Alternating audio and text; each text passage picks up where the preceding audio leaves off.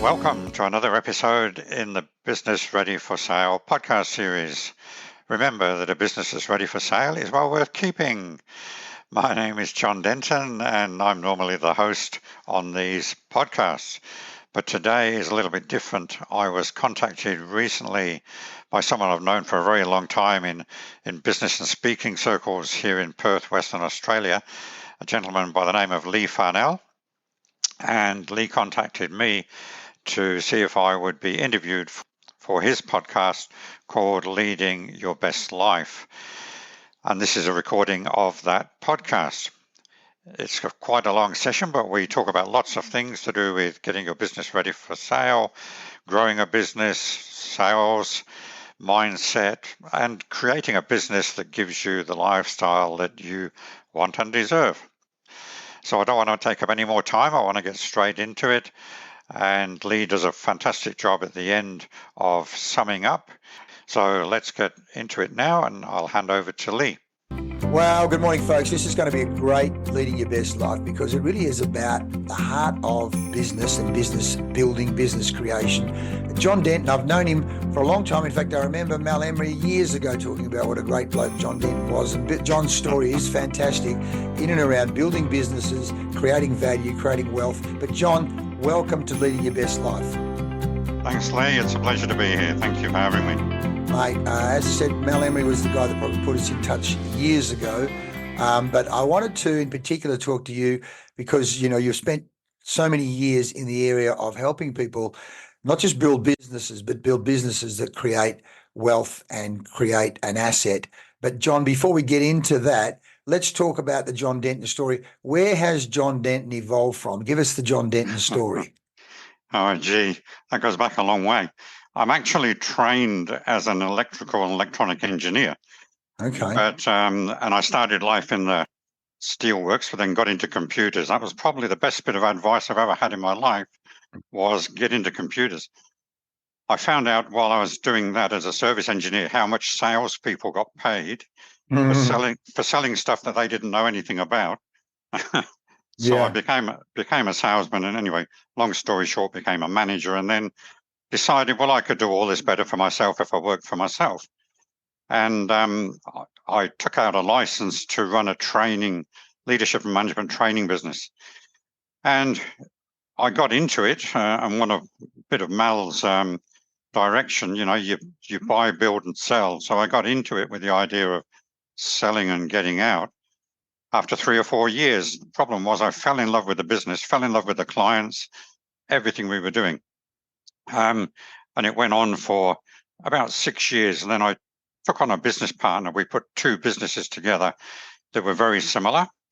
And the key thing here, and I did a podcast on this, Leigh, about having a successful partnership. Very important, no? We got into that partnership with a common goal, and that was to exit with equity in 3 years. And when the 3 years was up, we had a business that was saleable because we got some really good advice on that. We, having both had a sales background, thought we could sell it ourselves. And this is an important thing, Leigh, for business owners to think about. Selling a business is not a simple thing. We were ex-salespeople. We thought we could do it. We were part of a franchise. With the help of the franchisor, we put a price on the business. He advertised the business. We spent 6 months, Leigh, going on a roller coaster with potential buyers, and they all fell through. The last guys to come and see us, we gave them so much information, they went up and set up in competition with us. Oh, wow. And that's when I went and saw Mal. I was all for slitting my wrists and walking away. And he referred me to a broker, and he said he's the best broker in town. If he'll take it on, he'll sell it. So anyway, we went and saw one of their competition, and then we went and saw the guy we were referred to. And he said, look, you've got a really, really good business there. Yes, I can sell that business. And he put a price on it, which was now 25% more than we just failed to sell it for. Wow. So, that's a key thing for business owners. We didn't know how to value our business and put a price on it. And we were underpricing it by 25%. So we gave him the job. We said, right, if you can sell it for that price, you got the job. And he said, selling a business is a process. You've got to, and what makes us different to other brokers is that we follow a very strict process and we won't deviate from that process, and it will sell the business. That took time. And I got very frustrated and tried to book the system and kept getting told, no, stick to the system, stick to the process. Anyway, long story short, we did. And sure enough, went to the market, got offers, and he sold it for us and got 100% of the price for it. And it sold easily, smoothly. There was no repercussions after the sale, because again, that can happen if you don't do things right up front. And that business is still going. In fact, I've referred people to that business. It was a training and development business. Wow. In leadership and management training. But yeah, so it was, and having gone through that process, I thought, right, I'm going to go out coaching. That was my goal, to do some coaching and mentoring. And I'm going to get into the niche of helping business owners get their businesses ready for sale. So that's really where I got to how I am, where I am today. Because knowing that most business owners just don't know, because it's not the sort of thing a business owner does more than maybe once, twice, or times if they're a serial buyer, seller like Mal. So you don't know what you don't know. Incredible, mate. Incredible. As you said, there's so many great lessons in there straight away. One, finding the right partner. Not that you necessarily needed the partner, but you had the partner, I suppose, which then added value or added equity, or you went for 1 + 1 is 3, thinking, well, but just get on that. Why did you form the partnership? Why didn't you just keep going on your own? Yeah, because you can't do everything on your own. And it had got to the point where it was a really good business, but it needed to scale up. And the quickest and easiest way to do it was to take on a partner. And in fact, the guy approached me. He'd come from the UK. He said, I need to get my permanent residency, and then I want to sell the business. And I said, well, I want to sell now. I've been in the business 6.5 years and stuff. And so we had that common goal. So it enabled us to get over that hump of being not between a small and a medium-sized business. You know what I mean? So where the you're scaling doing everything up yourself. As you say, scaling up such a critical, because again, if you're going to actually add value or create equity, then of course you have to have scale. And let's just talk about that for a second, because the other thing is, and again, I literally just the other day gave clients 5 of the managers copies of, or the owners and managers copies of the E-Myth, and that whole idea of, you're a technician, manager, entrepreneur, and the technician, butcher, baker, candlestick maker, accountant, is so in love with doing the job that the very thought of building something that you're going to sell, it's a complete paradigm shift, isn't it? So do you come across that as an issue or a challenge when you're working with people? Yes. It's a great point, because people come to me and say, I want to sell my business. And then I say, so what's your business? Oh, I'm a chiropractor. Who does the whacking and cracking? Oh, well, I do. Oh, well, you don't have a business, then you have a practice. So a distinction that I start off very early with is, do you have a business or a practice? Or it may be a trade. Trade people that are doing the work, like you say, they don't actually have a business, because they are it. Take them out, there's nothing left. And the point is, a practice runs on an expert or a tradesperson or a skilled person, whereas a business runs on systems. Yes. You can take the owner out of a business, the business will keep going. But you take the practitioner out of a practice, nothing happens. So when it comes to selling, a practitioner has to sell to another practice. So that chiropractor could sell his database, assuming that it's a good database, assuming that he's kept a database. He could sell that to another practitioner. So that's not selling a business. It's a slightly different process. But yeah, And I did a presentation for the Australian Computer Society, or I did a half-day workshop for people in the IT industry that were looking at setting themselves up as a business. And what you said about the mindset, I started off getting them to understand that, well, do you really want to build and run a business, or do you want to be doing the work? Because to create a business, it's a mindset shift, as you said, Leigh. You got to get that mindset of, I'm actually building a business here. And I'm building something. If they love doing what they're doing, yes, it can be hard for them to get out of it.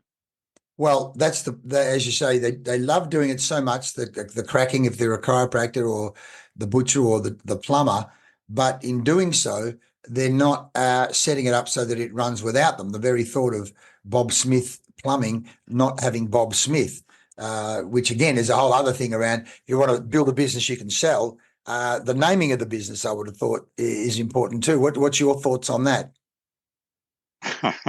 Yeah, that's a good one. Yes, it's better if the business is not named after, if you don't name the business after yourself. I mean, of course, there are exceptions like Dick Smith and Rick Hart and these people, but boy, you've got to be pretty big and very well known. They are the brand, and there's a guy around called Daniel Priestley. I don't know if you've come across him, got a book called Key Person of Influence. And he talks about people buy you as a person are more valuable as a brand, and that's probably okay in professional services, but not in plumbing or an electrical business or something like that. You're quite right. It's more attractive to a buyer if it doesn't have your name in it. Yeah. Well, let's. I mean, I'm thinking straight away of a mate of mine's father-in-law had this successful kind of retailing business, but I never forget at the time, my mate, who's quite a very successful business person, said, "Look, he didn't. Did he call him a loser? He may have even done that. He's quite ruthless with him. So here's this guy. He's run a business for 20 years and he's just shut the doors and walked away. He didn't sell it. No, he didn't have an asset." So my mate, who actually is a valuer by profession, immediately said, "What a waste of opportunity or a lack of foresight or planning."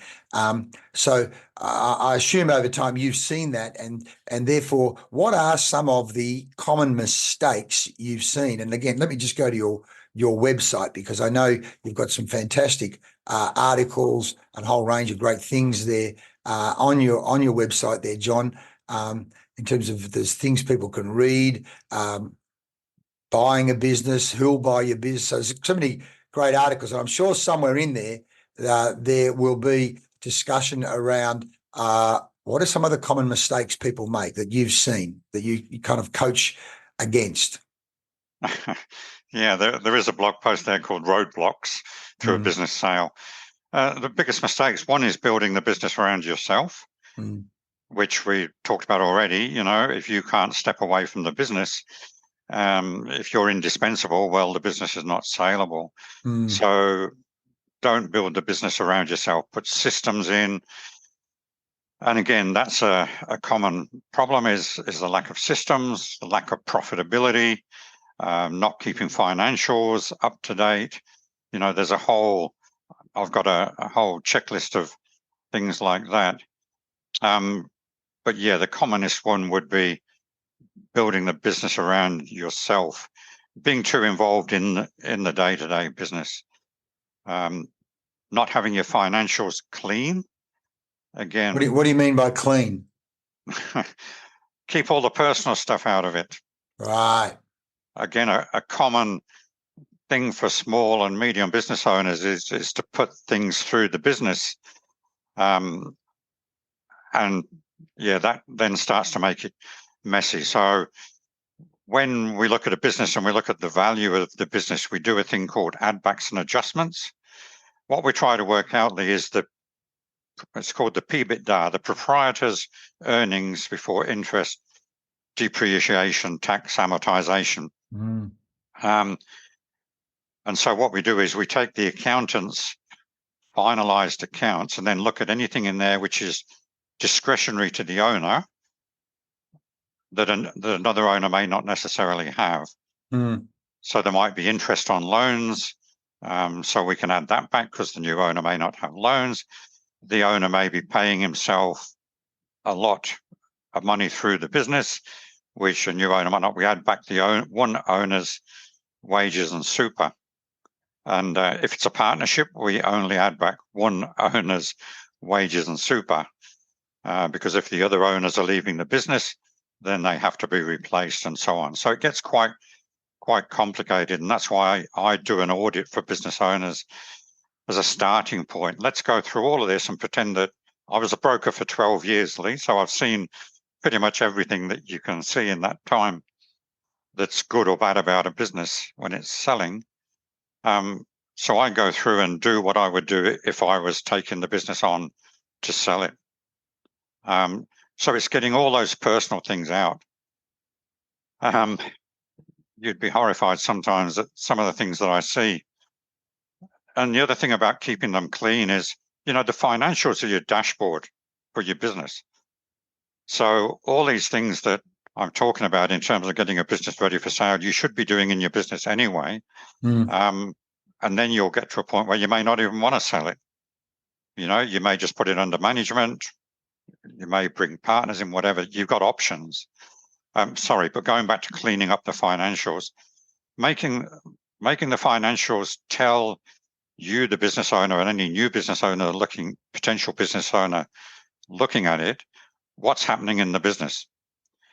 I used to see, and still do occasionally, financials where on the P&L it has income, and the business may be selling products, it may be doing servicing, it may be doing a whole lot of different things, but the only breakdown is income. All right. So it's not broken down into the income streams. Correct. Products. Yeah. Correct. And again, just from managing and having a good business for your own benefit, you should be doing that anyway. Categorizing your customers, categorizing your products and services, knowing where the profit's coming from, because that's how you drive your business, And absolutely. So the dashboard is far from being accurate when it's just one line income. Absolutely. And the other thing you mentioned before, talking of assets and saleability, is you said categorizing income, categorizing customers, the use of a CRM, the use of a database. I remember years ago people saying, the only reason Rupert Murdoch bought MySpace was he just wanted the email. He wanted the millions of people's contact details. And so it wasn't the business, it was actually the database. So just on that, what have you seen over the years in terms of good practice versus bad practice in use of databases? Yeah, that's a good one. Just on those examples, don't forget Microsoft paid a fortune for LinkedIn, billions of dollars, and LinkedIn wasn't making any money. Yeah. They bought the database. Dollar Shave Club got sold to Unilever, wasn't making a lot of money, but Unilever wanted the international database. Anyway, so what have I seen? Yeah, businesses that run on their accounting system. So when I say to them, so where's your database of clients? Oh, it's all in Xero or MyOb or whatever. I said, no, that's not your database. That's your accounting system. It doesn't do marketing, So that's the worst end of it, is when the response is, well, yes, it's in Xero or MyOb or whatever financial package they're doing. But then I've seen some really fantastic ones as well where they've implemented and there's plenty. In fact, there's hundreds of CRMs out there. And people get confused as well sometimes between a CRM and an email marketing package. They can be the same thing now because they're all merging into the same space. But, MailChimp, really, I still see MailChimp as being an email marketing application, not a CRM. I use a CRM, which is purely for sending all my emails, tracking all my clients, knowing when I last contacted them, knowing when to recontact them and things like that. But I use another application completely for doing my automated marketing and my newsletters and so on. And the important thing with any CRM is to work out what you want first and what you want to do with it. The same with email marketing. And then find the most suitable application for it. I've seen people spend years and an absolute fortune in trying to shoehorn their business into an ERP system, which is just a bigger version of a CRM and a marketing system. It does product manufacturing and all that as well. But instead of working out what they need and how the business operates and finding the right tool, they get sold on a tool or an application and then spend a lot of time and money and effort shoehorning the business to work in. You know what I mean? Yeah. It's someone sold them something that's been a good commission for the salesperson, but not the right product for the business owner. Yeah, and often it's way more than what they need. You know, they buy a Rolls Royce and they don't need that. They need a Hyundai, you know? Yep. So just on that, do you mind me asking what CRM did you settle on and choose that you use? Yeah, it's one called, and no, I haven't come across anybody else in this country that's heard of it. It's called Cloze, CLOZE .com. And it's very popular in America in the real estate industry. But it's suitable for any industry and any business like mine, where it's a professional services type business. I'm not doing manufacturing or product sales or e-commerce or anything like that. So it's a client relationship management system. It tells me I can set up how often I need to contact people. It reminds me to contact them. It does template emails. It does some automation. It's got AI built into it now, like a lot of other things. So if I sent you an email, Leigh, saying, yeah, I'll follow up with you next Friday, blah, blah, blah, it will automatically come up on my agenda in that app. By next Thursday, it'll be reminding me I've got to contact you. Yeah, brilliant. So it's about managing the relationship. Yeah. And it's not expensive either. Oh, that's good. That's good. Good. Well, people, I'm sure, will look into that. I mean, everyone has everything from HubSpot, big companies using Salesforce. I remember we had Infusionsoft, Goldmine. There's been so many others along the way. What is it? Active Campaign is another one. There's so many of them out there. As you say, choosing the one that actually serves you best. And you've already said the asset often is how well coded is the customers in terms of would be A, B, C, or whatever, however you code them, or by product or geography or all of those things. Yeah. Yeah, absolutely. When I worked in the computer industry, we had a saying, you know, garbage in, garbage out. If you same with accounting, finance systems. If you don't put the information in correctly, it's not going to give you good information out. Yep. And you've touched on here systems, which again, let's say it's the plumber or the chiropractor. Marketing systems, often people are not thinking in terms of systematic marketing and lead generation, and of course building up the value of the business. As Mel says, you know, what you do before the sale is 10 times more important than what you do after the sale or during the sale, because obviously it's marketing. But the point is building up brand value and building up a pipeline so that, as let's assuming a person buys it, that there's a marketing system there that's feeding leads and feeding customers, as distinct from, well, I've bought the business, now where do I get customers from? What are your thoughts on that? Yeah, absolutely. Systems really fit into sales and marketing, admin, governance, management, and then you've got operations. And but in sales and marketing, when buyers are looking at a business, they look at what the business owner is currently doing and say, well, could I do that? Do I want to be doing that? And one of the things that can put buyers off is if the business is heavily reliant on salespeople. Salespeople aren't necessarily the easiest people to manage by their nature.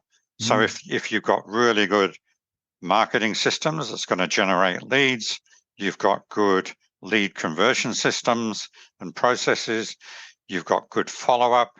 Then you've got your ongoing nurturing and, keeping clients warm and building that database up. A lot of businesses, the value is in that database. I mean, you've already touched on that, Leigh.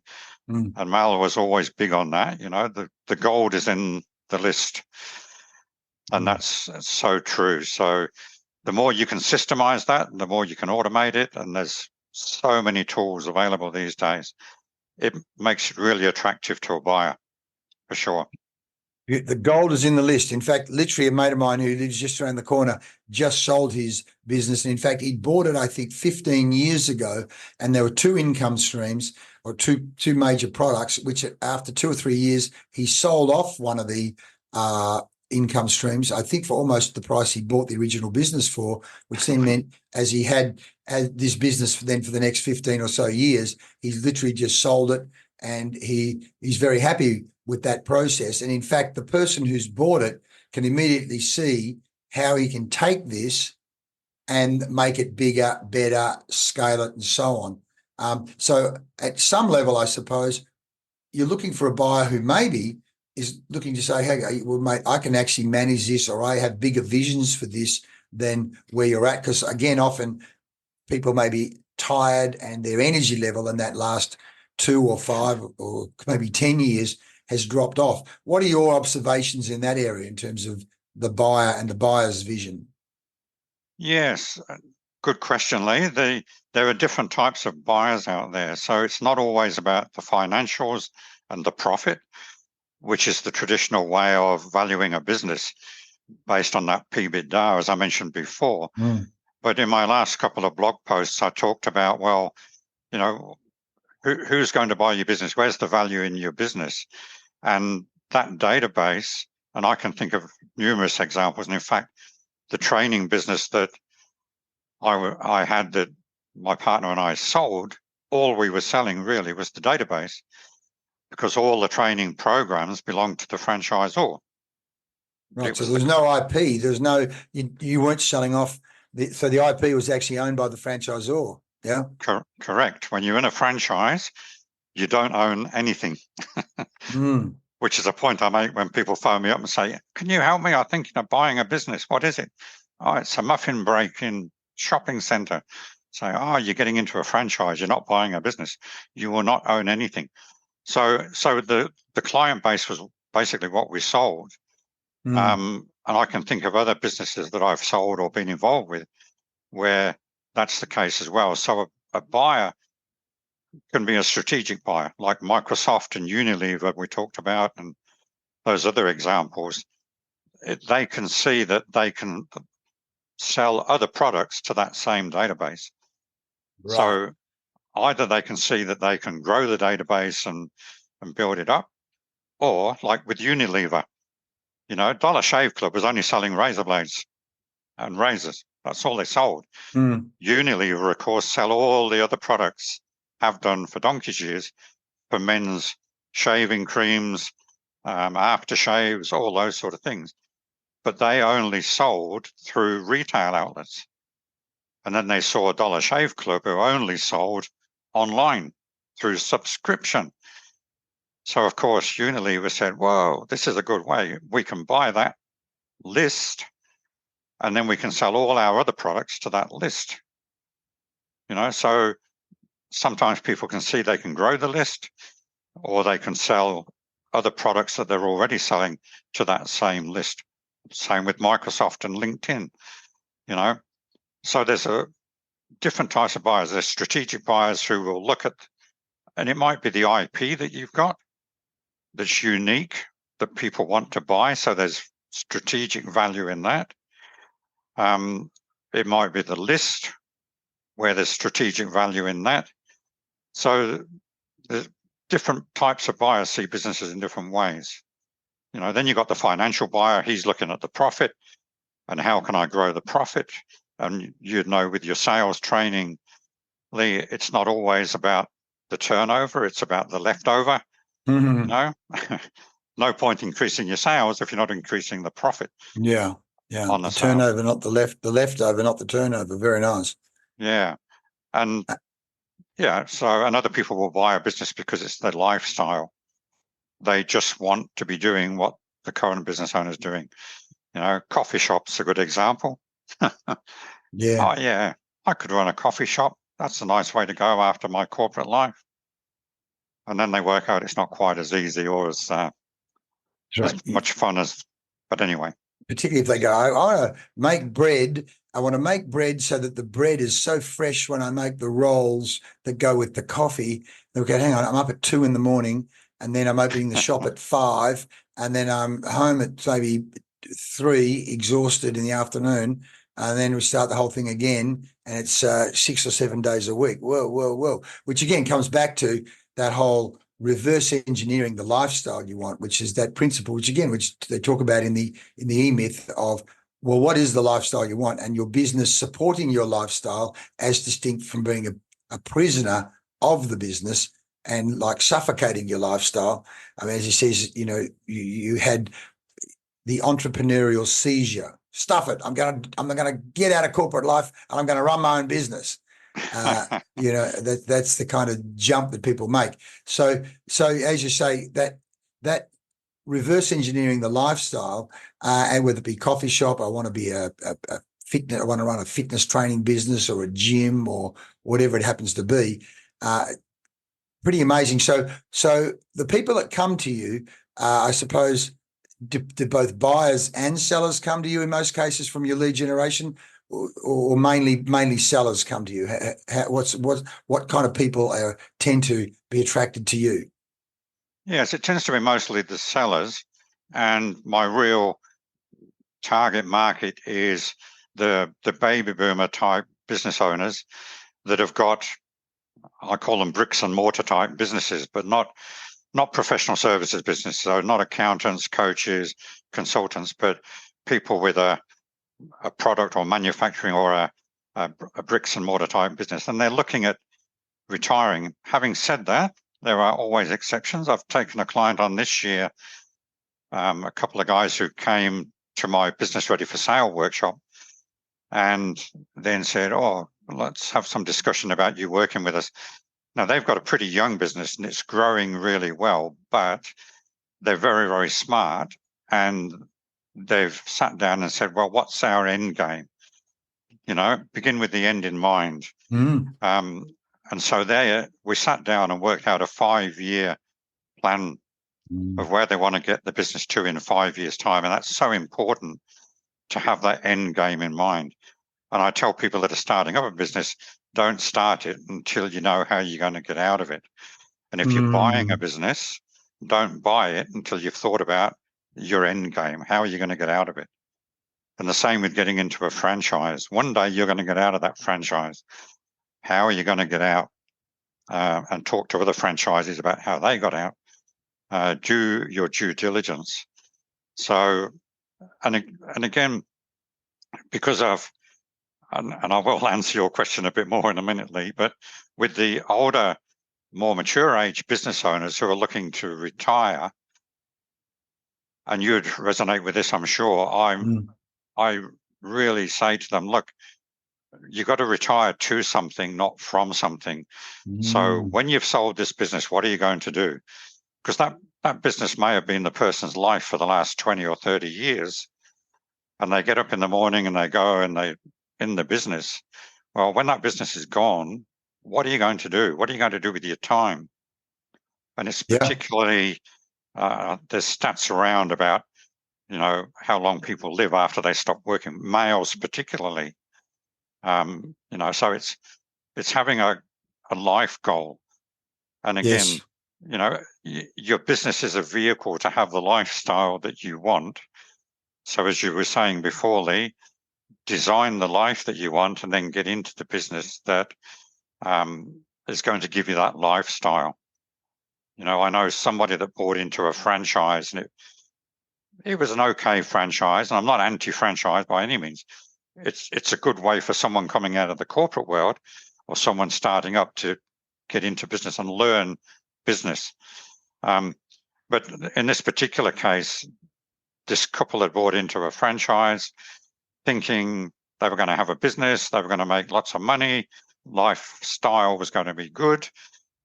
They found that because they were attached to a shopping centre, they were opening 7 days a week. They couldn't afford to pay the penalty rates at weekends for the staff because the profit margins in the product weren't good enough. So now they're having to work in the business 7 days a week. So it destroyed their lifestyle, Wow. and it made it very difficult to sell as well. In fact, I didn't list it in the end. It just would not have been a good way to go.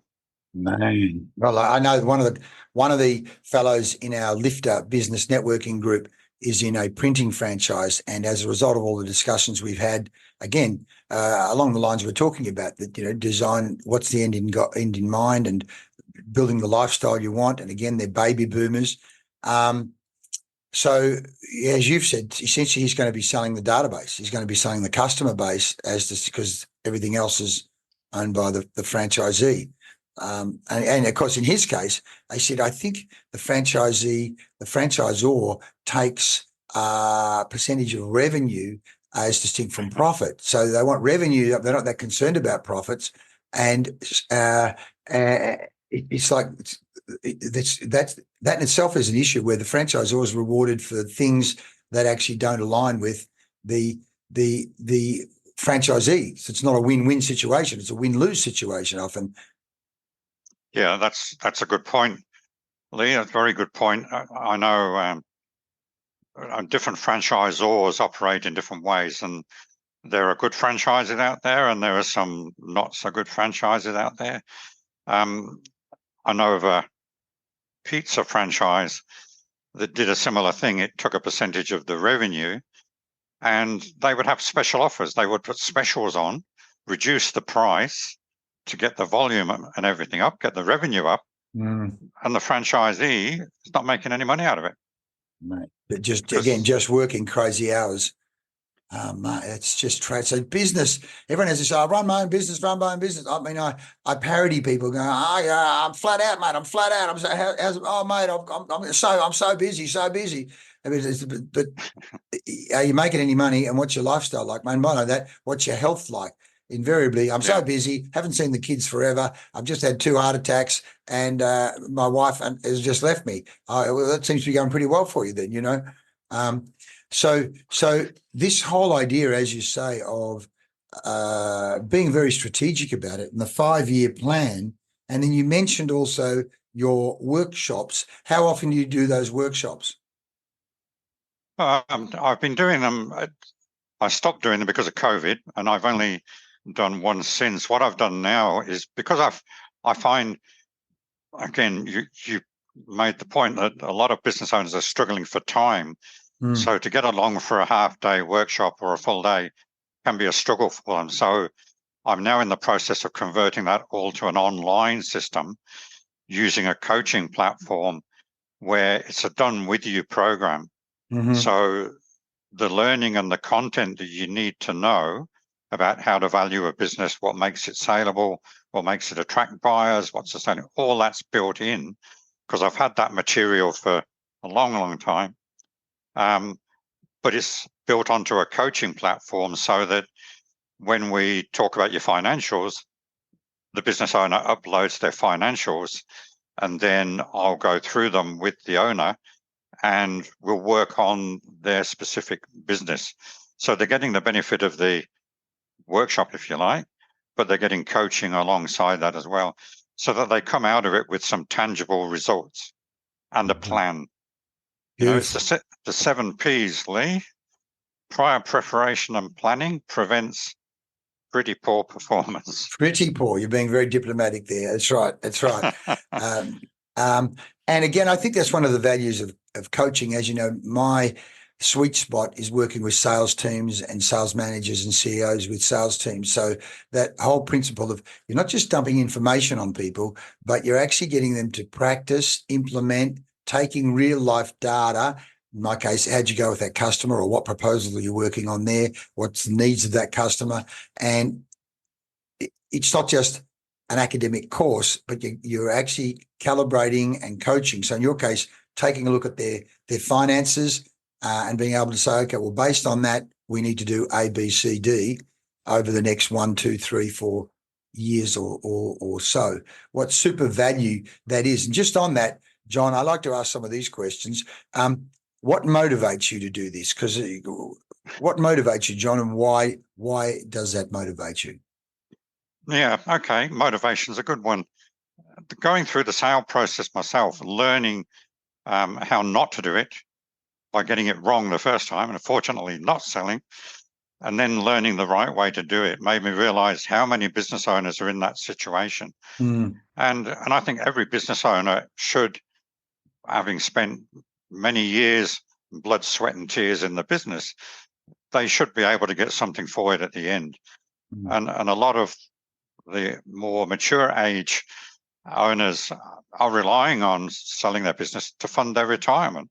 You know, they may not have been putting money into super and building up that wealth, but relying on getting out of the business for. So it's helping those guys. And I love problem solving, Lee. When I said I was an electrical and electronic engineer originally and in the computer industry. And I think some of the best times I've had have been fault finding systems and things when they're not working anymore. And it's a bit like looking at a business and saying, well, let me do my audit, let me do my analysis. So I've got an analytical brain. Sometimes it becomes analysis paralysis, but you know, the answers are usually there. They're in the financials, or they're in the systems, or all the other information I collect about the business. And we can find out what we can tweak, what levers to pull to get the best profit increase with the least effort. You know, and quite often it does come down to sales or selling the right thing. You know, my business partner and I got some help from a really good accountant who I still have an excellent relationship with and is helping some of my clients.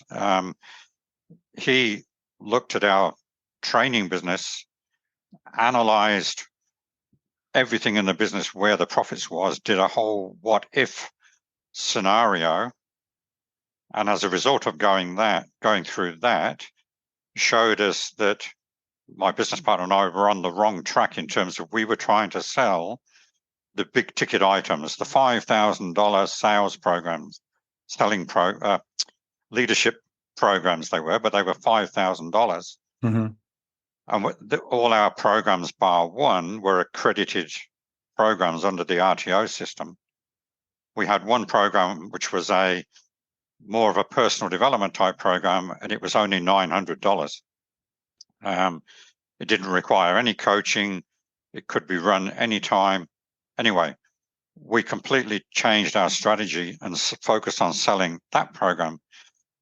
If we couldn't get them into an accredited program, because it became it motivated the people that went through that program went back and sold our accredited programs. Beautiful. So you created advocates, you created ambassadors on that lower cost. And again, being personal development, they're talking goals, they're talking attitude, they're talking motivation. So they've left the program in a very positive state. Exactly. It proved to their managers that they were willing to learn and develop, and therefore the managers were then comfortable with paying for them to do the higher level programs. It became a no-brainer. It was a fantastic sales process, but that strategy, it's about knowing your numbers, and then from what the numbers are telling you, developing a strategy that's going to make things better. Beautiful. As people say, the numbers tell the story. But you, as in my head, I'm thinking as you're talking, once an engineer, always an engineer. You know, it's the numbers and the systems, and the answer is in the numbers. That's fantastic. So just on that, John, I always like to ask people what books they're reading, because that often gives me an insight again in terms of leading their best life. So it helps me with research as well of what are the good books going around. But so what books are you reading at the moment? What do you got by the bed or wherever you read? Yeah, okay. Well, you can see from the bookshelf, I've got plenty of books, but I do use Kindle a lot now. My favorite book of the moment is a book called The Road Less Stupid. Oh, really? By a guy called Keith Cunningham. Now, Yes. I did a whole lot of programs with Robert Kiyosaki back in the 90s. As did I. I think we were there together. Yeah. Well, yeah, I did Money in You and powerful presentations, creating wealth, and then I went off and did his 16 days in Hawaii, which is where I met Mal. Oh, okay. Our mutual friend Mal Emery. We met up in Hawaii. Yep. Doing Robert Kiyosaki stuff. And then Keith Cunningham was actually one of Robert's trainers. He was the Texan money man, wasn't he? Yes. Yes, that's I remember him. Yeah. Well, funnily enough, as much as I loved him at the time, it wasn't until about 12 months ago I came across his book, one of his books, The Road Less Stupid. And it's a brilliant book for business owners. He's written it in typical Keith Cunningham style. So it's small chapters, 5 or 10 minutes per chapter, and they're all separate chapters. So, and he tells this up front, you can dip in and have whatever you want. You don't have to start at the beginning and read through the whole book. With my mentoring group that I've been running for about 15 years now, we meet monthly. I've now got them studying that chapters of that book. Ah, fantastic. And so on Friday, when we have our meeting, our March meeting, we'll be working on 2 of Keith's chapters about planning, getting clarity. Clarity leads to power, and planning. It's not about the plan. It's about the process of planning. Yes. It's not about the plan. So that one I would recommend to any business owner. Yeah. You've already mentioned the E-Myth. Atomic Habits is always to hand. James Clear, Atomic Habits. I don't know if you've come across that one. Yes, I have. I've read it. It's fantastic. It's a great book, isn't it? Yeah, it is. And the systems, again, from a systematic point of view, there it is, how habits form, how to break habits, making it easy, setting intention, stacking, all of those things are so super valuable. He's done a great job with that. Yeah.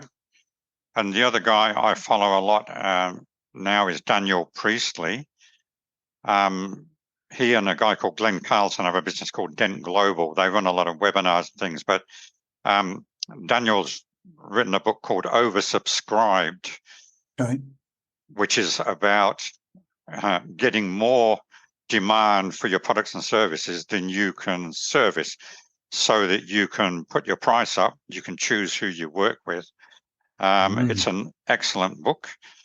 And his other excellent book is KPI, Key Person of Influence. I've heard of that. I've heard people talking about that, key person of influence. They developed a scorecard system, which I subscribe to, which if people go to my website that you showed before, the orange button on there, it uses their scorecard system. Oh, okay. So it gets you to fill in a whole lot of questions about your business. Takes about 4 minutes. You get rid of my pop-up and go to the home page. So in about 4 minutes, you can answer the questions and you'll get a saleability score. It rates your business, gives you an overall score, and it gives you a score in 7 different areas of your business. Fantastic. And it's free and it's quick. And it's just a starting point to get you to start thinking about where you can improve your business. Right, fantastic. All right, I'll do that later on. That's brilliant. Well done. It tells people what the starting point is to work, to do some work with you and ask some of those hard questions around, well, is my business saleable or not saleable? What do I need to do? And as you say, having a 3 to 5 year plan of the end game makes it super important. I always like to ask people around the question of mentoring and support. And to a certain extent, you've touched on it. But in your life, who have been some of the key mentors and coaches that have had a major influence? And even, do you recall some of the things that they said that have resonated and helped guide and even shift your thinking from that moment onwards? Who are some of the mentors and what are some of the things that have stuck with you? Yeah. Well, I've already mentioned Robert Kiyosaki. I mean, he wasn't so much a mentor, more of a trainer, but he was, because we had a lot of one-on-one time with Robert through his programs.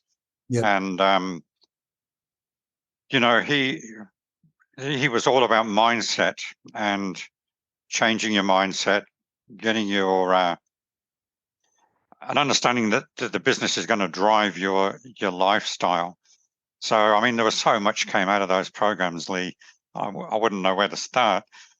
Following on from that, as I said, that's where I met Mal Emery. Now, you and I have both worked with Mal and been part of Mal's programs and things. And I, in fact, had dinner with Mal a couple of weeks ago for his birthday. Yes. And so again, there's lots of things that he came up with. One thing that made a big change to my life, and he and I still talk about this, is I was having a bit of a hard time with business and one thing and another, and we sat down, had a coffee. He asked me what was going on, and and he said, look, he said, you need to give up the need to be right. I said, what do you mean?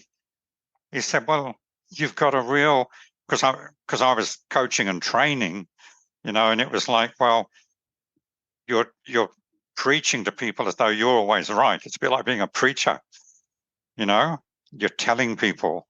And I've got the good book and you have to believe in it. Okay.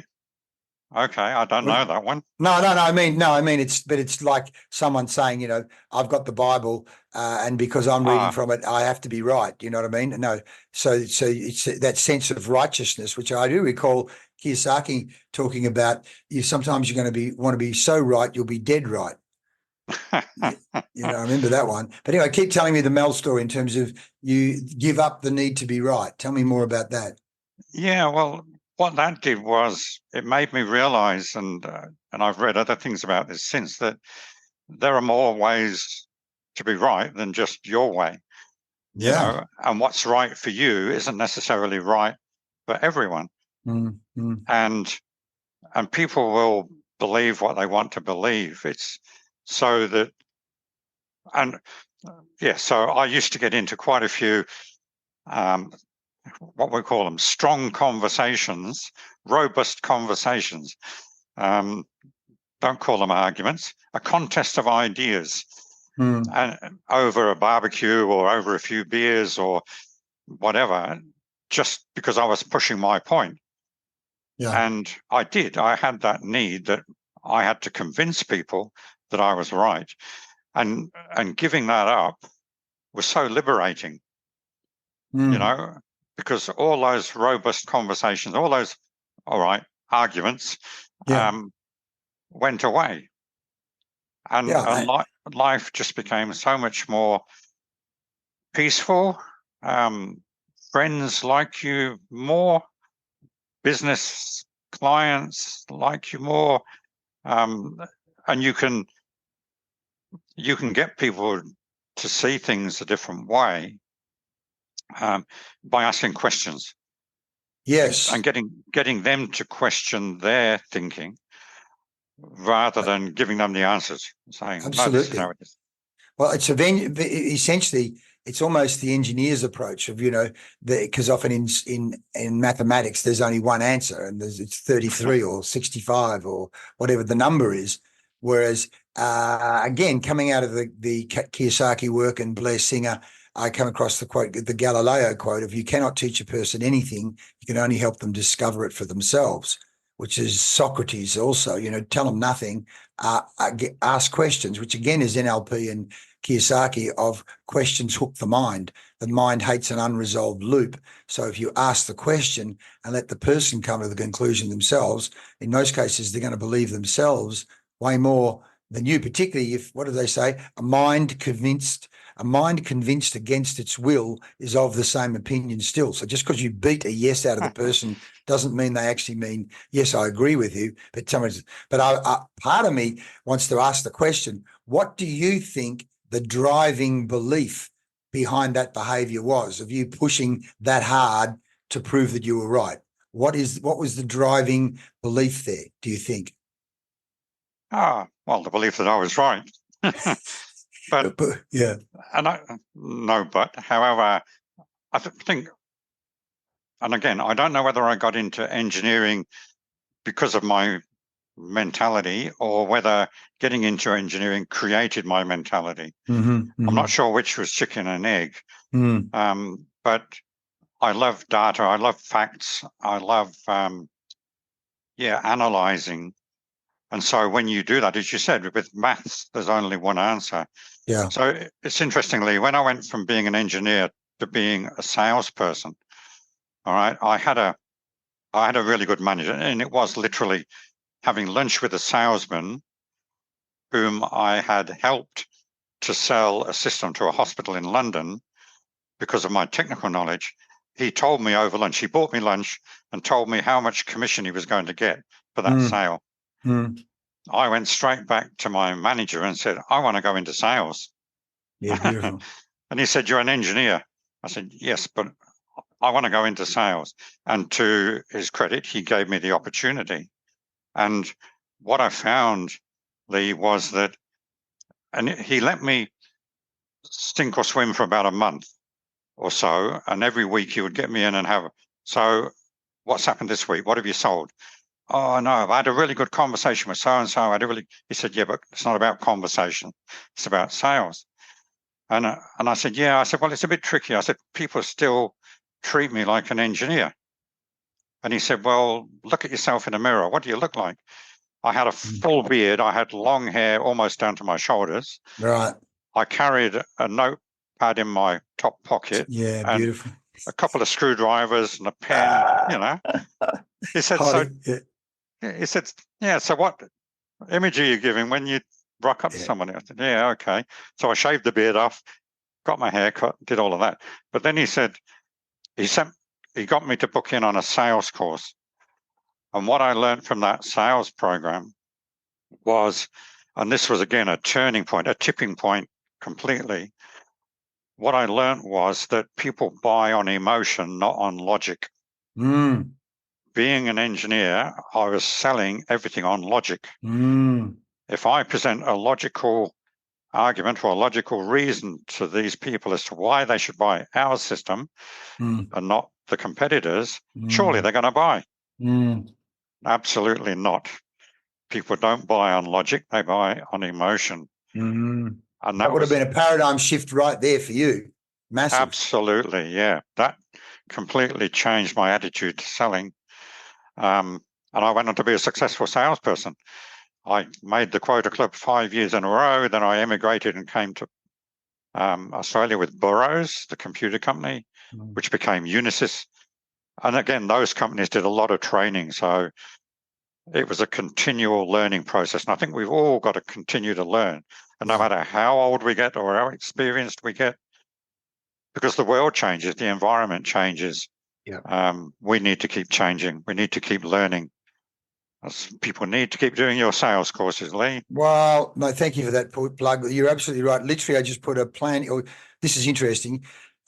Through an agency here in Perth that we've done a little bit of work with over the years, they said, Leigh, we've got these people. They want to do some sales coaching of their sales team. So, I say the reason I'm into sales coaching is because I was so bad at it myself.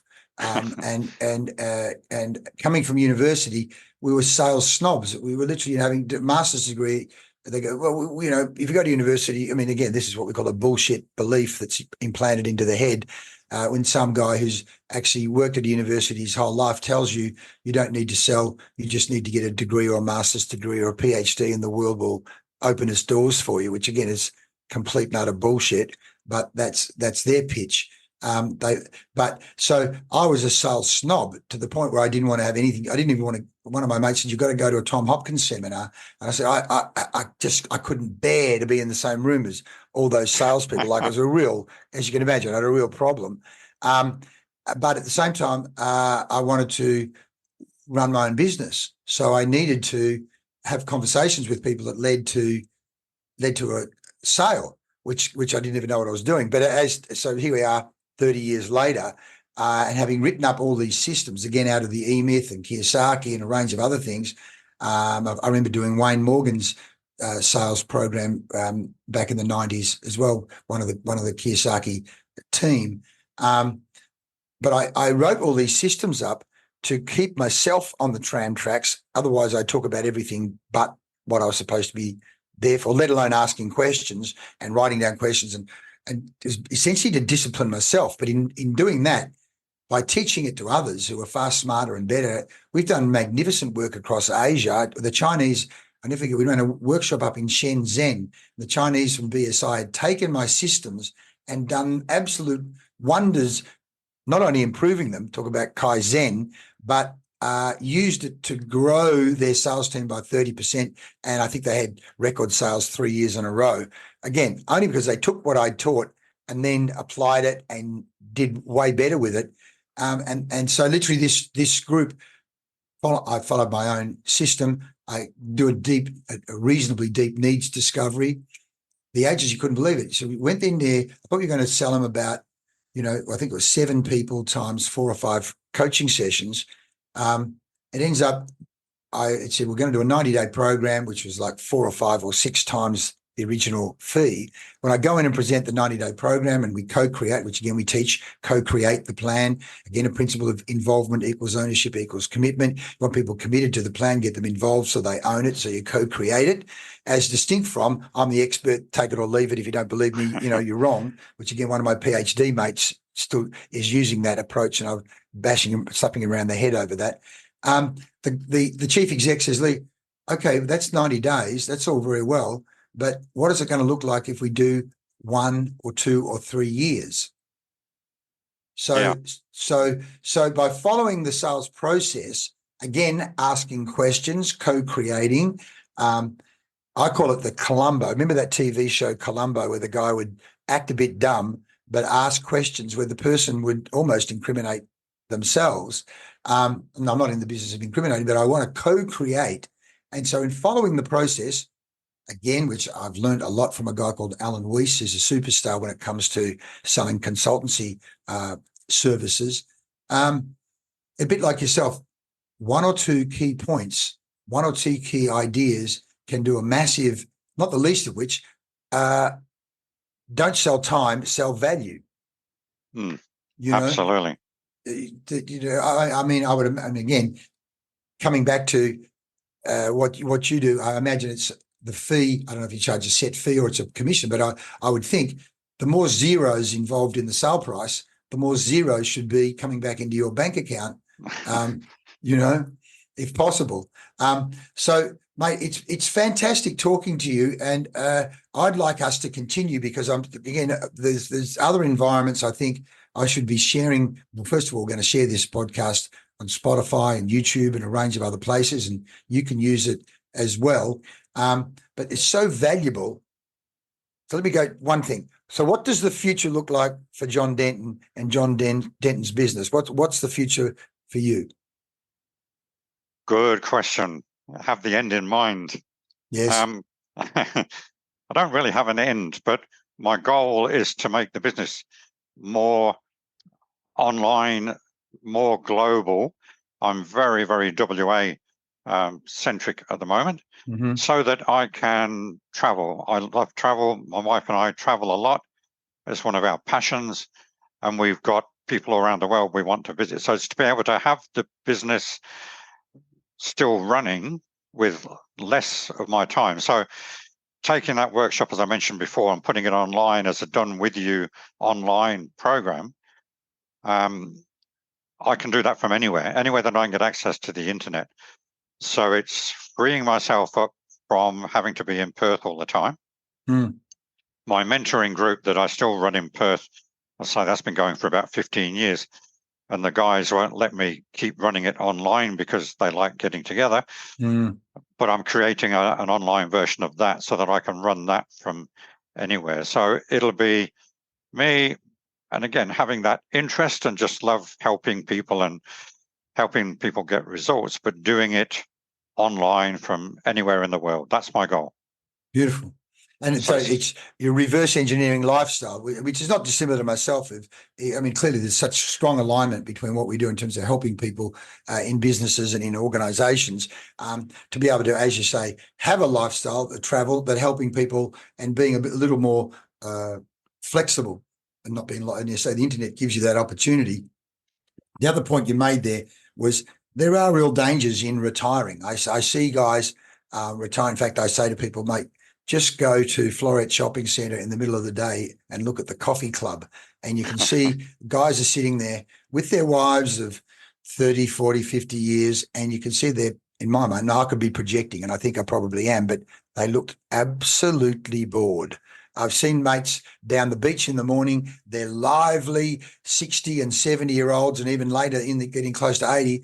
And then I've bumped into them at that shopping centre in the middle of the day and they are a completely different person. So having that purpose that invigorates you. I mean, I ran a workshop yesterday with a group and we made a whole series of decisions and changes and coaching where you feel useful. I say to people, I feel like a happy old uncle. I get all warm in the trench coat because I've made a difference that day. And I think that's part of what keeps you going. When you all of that, if you close the door on that, and why would you? As long as we can keep doing it at whatever level we want to do it, and rather than, oh God, I've got to do it again today, but whatever frequency, it's fantastic, isn't it? It is. It is. I had lunch last week with a gentleman whose business I sold when I was still broking. He did my half-day workshop. He did it twice. He did it first time. He went back and made some changes. I'll talk about failure to implement quickly and mentoring. He went back, he made some changes. He grew the business. He bought premises in Malaga, grew the business. Then he came and did my workshop again a couple of years later. And after that workshop, he said, can you come and work with me in the business and get it ready so that I can sell it in 2 or 3 years' time? So I started coaching him in the business, and he started that business 20 or so years ago. So he had all the knowledge. I have to be careful what I say, Leigh, sometimes about businesses because of confidentiality. But yes, of course. So he had all the technical knowledge about the product and everything. He had all the relationships with the clients and with the suppliers. And that's one of the roadblocks as well to a good business sale. He had all those relationships, great business, profitable business. And I said, look, you've got to get yourself out of the business, get somebody in the business that can do what you're doing.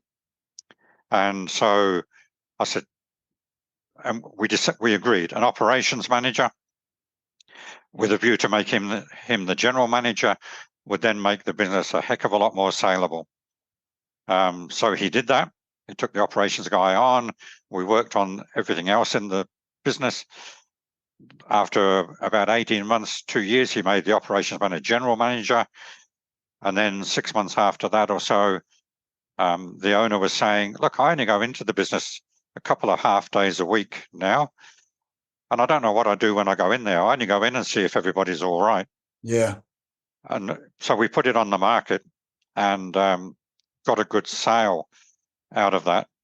But it sold because the guy that came into the business had no industry knowledge of that particular industry. But he had a general manager in place. So part of the sale agreement had some incentives in there to keep that guy in the business for a period of time anyway. But yes, it made that business such a good case study of separating the business owner from the business, making it saleable, attracting buyers, and getting a buyer who knew nothing previously about that industry. That business is still going gangbusters. Anyway, it's about five years since that business sold, and that owner from then and I had lunch the other day, and he's now got the lifestyle that he wanted because he had in mind what he wanted to do after the sale. Sorry, I just wanted to touch on failure to implement. That's I do that. Because with mentoring and coaching, and I'm sure you see this a lot, I sometimes get clients who typically don't stay clients for too long because they're not coachable. Yes. They, I know you talk a lot about mindset, and I love the Carol Dweck stuff, fixed mindset and growth mindset. Mm. And after working with someone for a few meetings, I can typically tell whether they've got a growth mindset or a fixed mindset. And if they've got a fixed mindset, then it's failure to implement. Nothing changes. And yeah, and I don't know, Leigh, unless you've got some ideas, if you can change someone's mindset from No, fixed to growth. certainly know it all. I mean, in one of our online courses, I came across a quote from the guy that now is chief exec of Microsoft, and he said he was reading his kids a book to go to sleep, and the characters in the book was the know-it-all and the learn-it-all. And the know-it-all who couldn't be taught anything versus the learn-it-all who was happy to, the Japanese call it shoshin, beginner's mind, stay green. And of course, it meant that the know-it-all ended up being in all sorts of trouble versus a learn-it-all who's adaptable. But I know literally as part of my process, again, because I've made so many mistakes over the years, very early on in the conversation, I literally say, are you coachable? Because most people will, well, interesting enough, I've had situations where people will go, well, I'm not sure. And you go, well, get ready to run, because what we do know is as a coach consultant, when things don't happen, they don't blame themselves. They immediately blame the consultant was useless. The coach was useless. I didn't learn anything. They didn't teach me anything new. It's like they didn't give me anything, because their mind is, in fact, I think there's a Buddhist story of where the monk keeps tipping water into the cup and the cup overflows, because how do I put things in if it's already full? And basically, often it's full of either false beliefs or full of bullshit, But again, the person who's full of bullshit and the know-it-all, as you said, from a coaching point of view, well, I love that quote. Again, I don't know if Kiyosaki said it, but don't try and teach a pig how to dance. All you'll do is upset the pig and get a lot of mud on you. But what I want to do, John, is show you what I've got planning in terms of my performance development consultants, because people keep coming, Leigh, where do I find a good salesperson? And eventually what I've done is I've said all the people I know, I'm putting a network together. And this is I call it the PDC roadmap of if a person's starting a business or has a problem in their business, right through to this, maybe make it bigger for you, right through to the vision of, if they're a business owner, preparing the business for sale and exiting. So what I'm looking at doing is, if someone says, how do I do this? I'm immediately going to point them in your direction. Okay. In terms of that journey. So I want to have ongoing conversations with you, John, and also for you to know what I'm doing. So if you have people back at the other end where we can help in any of these other areas, even right through to performance management systems, scaling systems, even as people I have in the area of investments and wealth creation. And like over the years, we've done stuff in education and not-for-profit. So we've got people in that area. I also like helping sporting teams, but I've got a pile of people, because there's a strong relationship between sport and business. And then I've got other people where they run retreats and conferences and concerts. So there's an interrelationship between all of these areas. But at the end of the day, why is a business owner doing what they're doing? In the idea, they should be smart enough to know I'm in the business of doing just what you're doing, which is preparing the business for sale. Mate, so before we wind up, is there anything I haven't covered or asked you that you'd like me to ask you? Good question. No, I can't think of anything. We've covered a lot of ground, Leigh. I know. I'm looking at my notes. Yeah. And maybe you come and present to my mentoring group at some point if you want. There's it's called Business Owners Taking Action, because again, it's down to that failure to implement. If you don't act, well, it's a waste of time. Just looking at my notes here that I've got. The typical engineer, he had a whole pile of notes, folks. The proper preparation, preventing poor performance. Very good. Yes. Yes, I've got a mind map here as well. I do a lot of things with mind maps. Yeah. So when I'm doing an audit for a business owner, I'll go through the mind map and tailor it for their business.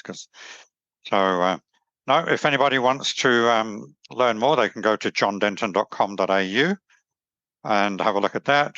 If you're a business owner, then take that scorecard assessment. That's just the starting point. Yeah. And then please, if you do that assessment, schedule a debrief with me as well. I don't charge for the debrief, but sometimes because that scorecard obviously has to be very general, so some questions will or won't apply to every business.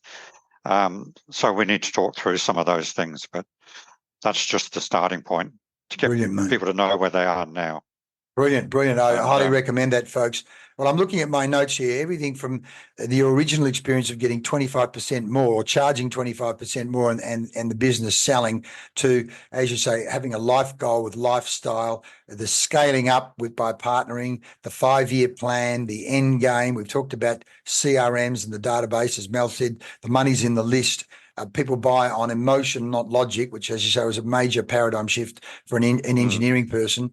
So surely isn't it just women buying shoes buy on emotion? No, everything. Do I feel comfortable? Do I feel confident? Do I feel certain? Do I feel like I can trust you? All of those things. Mate, there's so much there. And you, with that marvelous engineering brain, being able to look at the numbers, and I love that piece where you talked about the levers to pull. Your accountant showed you originally what levers to pull and how looking at that $900 program, which then set you up to actually transform the business. Folks, I highly recommend you go to johndenton.com. John, if we're talking about leading your best life, .com.au. Yes, don't leave the AU off. Okay, thank you for that. Never been able to get the .com. There's some John Denton in the US that's got your name as it, but there it is, johndenton.com.au, folks. It's so much. What's your business worth? Increasing the value, exiting with equity. Brilliant stuff, mate. And there it is, the quiz. So I highly recommend you go to that, folks. John, let's stay in touch, mate, because there's so much we've shared, and let's see what else we can do together to help people create wealth, design the lives they want, and lead their best life. Thanks so much for your time today, mate. Pleasure. And remember, Leigh, a business is ready for sale is well worth keeping. Beautifully said, mate. Thanks very much, John. All right. Thanks, Leigh. Great talking to you. So John Denton back here now. What a great session that was. And Leigh and I could have gone talking forever, I think. So if you want to contact Leigh, you can contact him via his website, which is Leigh Farnell. That's LEIGHFARNELL,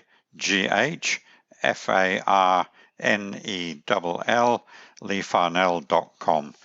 And if you'd like to know more about what I do, my Business Ready for Sale audits, my Business Ready for Sale coaching and mentoring, and business owners taking action groups, then, of course, go to johndenton.com.au, and don't forget the AU. Look forward to having you on another podcast soon. Bye for now.